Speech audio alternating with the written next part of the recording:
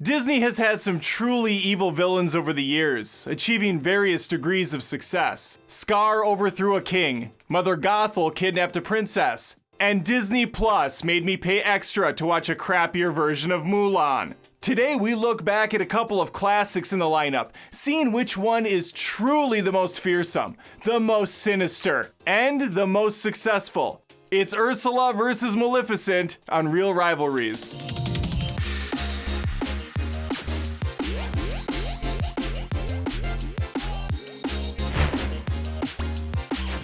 You don't get branded the mistress of all evil or sea witch without having an impressive set of skills.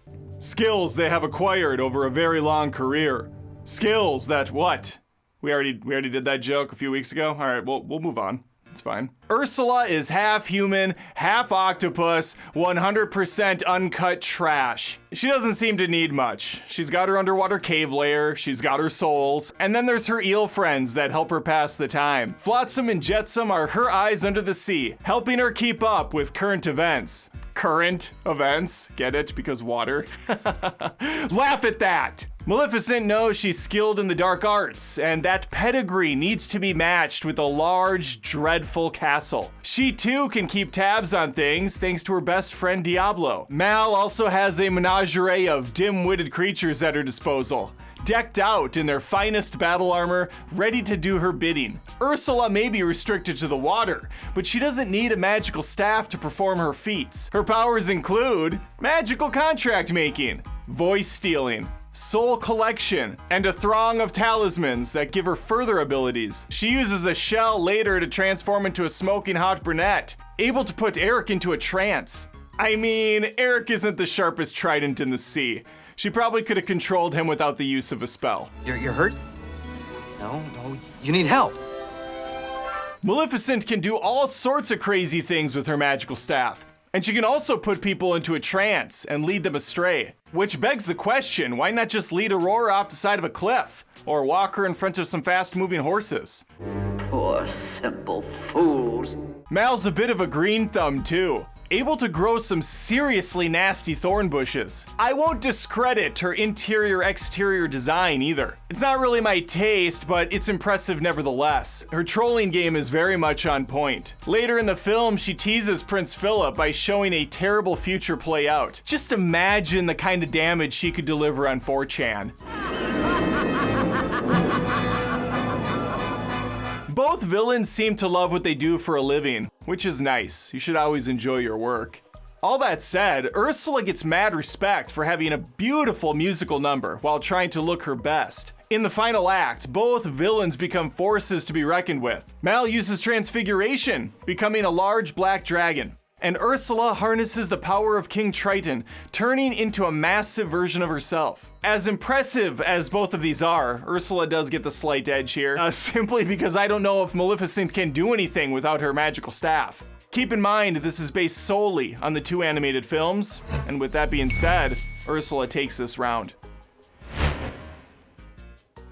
After being snubbed by the royal family, Maleficent goes full-blown Karen, crashing the birthday celebration and making a whole scene of it. She imparts a gift of well wishes on the child. Oh yes, and the promise of death by the age of 16.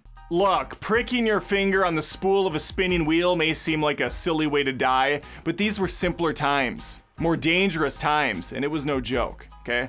There were people dropping like flies from spindles. Merryweather, one of the 3 good fairies, attempts to counter Maleficent's curse, but can only alter it. Instead of dying, Aurora would fall into a deep sleep, only to awaken by true love's kiss. What a very odd and specific change to make on the fly there, Merryweather.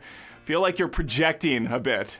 Wouldn't you know it, but Ursula hatches a similar plot against Ariel, allowing her to trade her voice for a sweet pair of legs, with the condition that she receives, you guessed it, true love's kiss within 3 days' time. Disney, they really had that one note to play for quite a while, didn't they?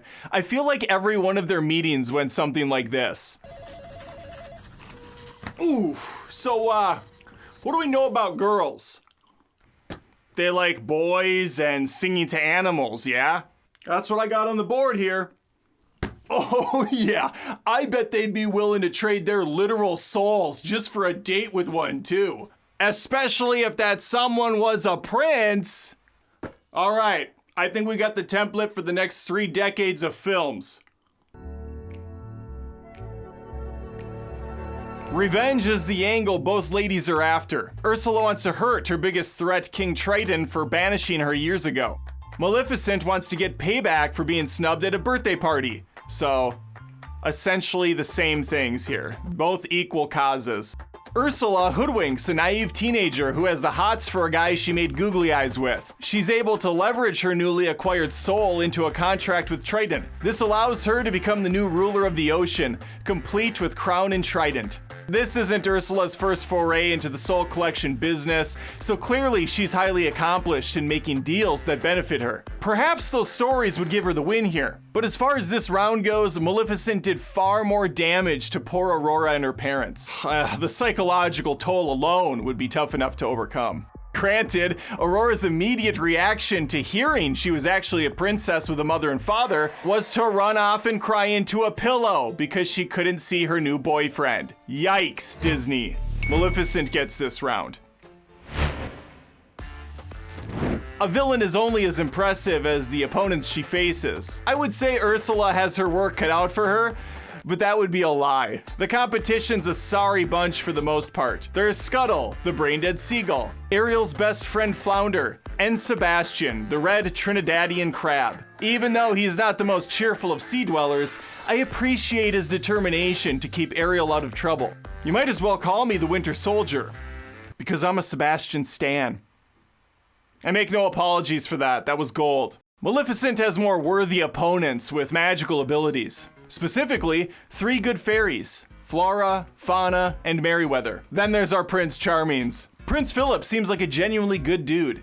He's brave, confident, and has 0 issues duetting with a complete stranger. Ariel's future husband Eric doesn't strike me as the sharpest dude. He's missing a lot of red flags. A teenage girl that won't talk, for starters. Ariel's fish friends certainly helped out, and Scuttle kind of became the MVP by alerting her of the Sea Witch's transformation. I can't help but shake how easily Ursula was defeated. Eric slowly ramming the front of his ship into her stomach seemed easily avoidable, to say the least. Prince Philip was a greater opponent, mainly because he had a sword powered by fairy magic. Seemed like a more legit kill. Giving this round to Maleficent. I appreciate Ursula's swagger. I do. However, I would have to trade her my vision to not see that Maleficent is the clear winner here. Ursula did accomplish her goals. They just only lasted for 10 minutes. Meanwhile, Maleficent destroyed a family for 16 years for sport. A hobby is fun, but when you can turn that into a career, well, then you, my friend, have made it. I gave you my take, and now it's your turn. Leave a comment with your winner, cast a like on the video if you had a good time, and I'll see you next week on another Reel Rivalries. Maleficent has had 2 live-action movies so far. Cruella has her film coming out. When are we gonna get a live-action Ursula? I would much rather have that than more sorry remakes of already great films like Lion King and Mulan. I know you're out of ideas over there, but just give me something at least half original.